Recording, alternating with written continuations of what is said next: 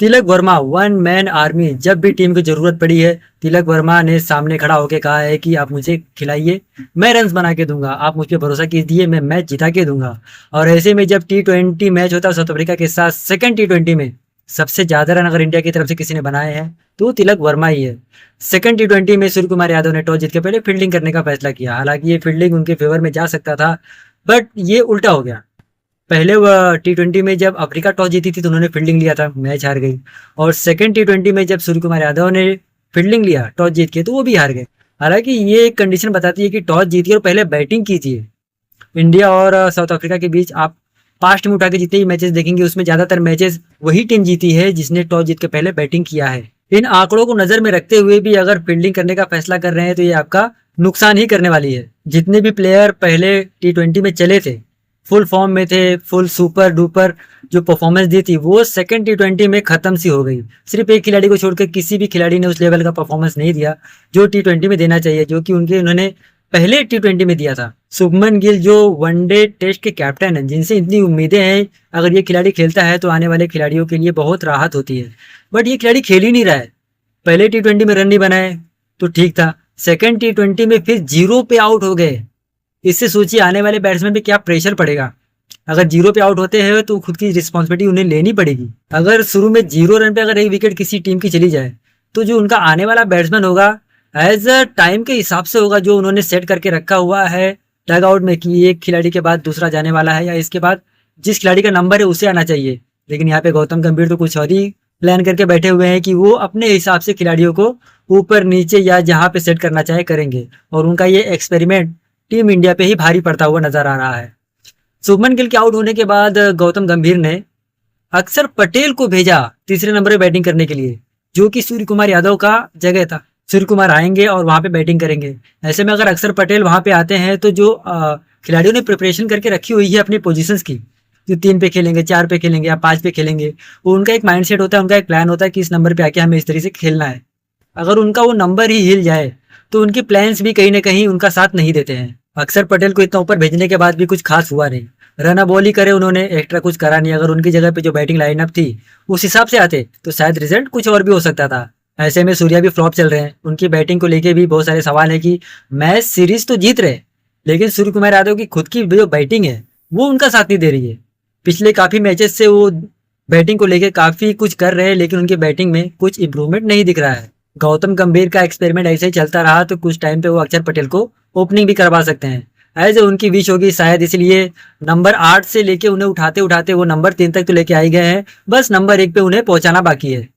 Africa team के जो सबसे सीनियर खिलाड़ी रह चुके हैं क्विंटन डिकॉक, जो कीपिंग और बैटिंग है जबरदस्त करते हैं, उनके सामने शायद ही कोई अफ्रीका का ऐसा कीपर बैट्समैन पहले रहा होगा।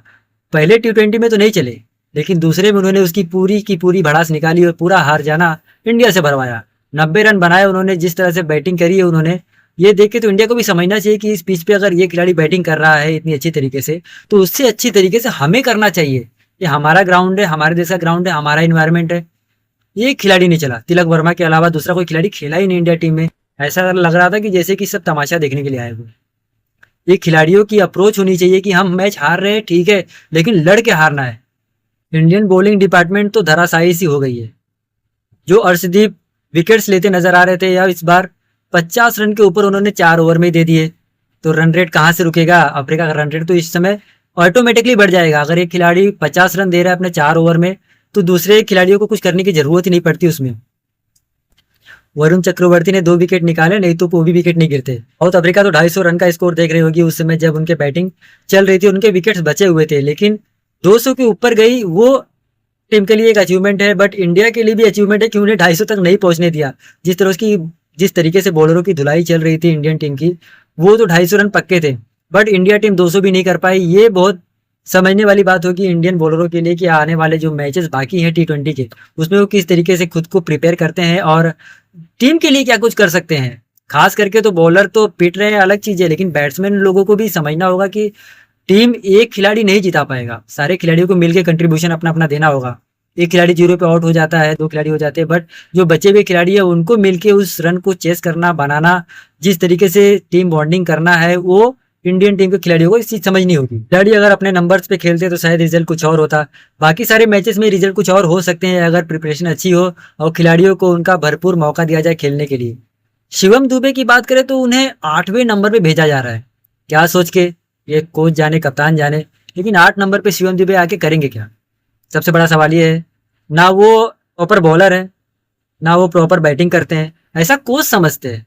लेकिन वो एक ऑलराउंडर खिलाड़ी है।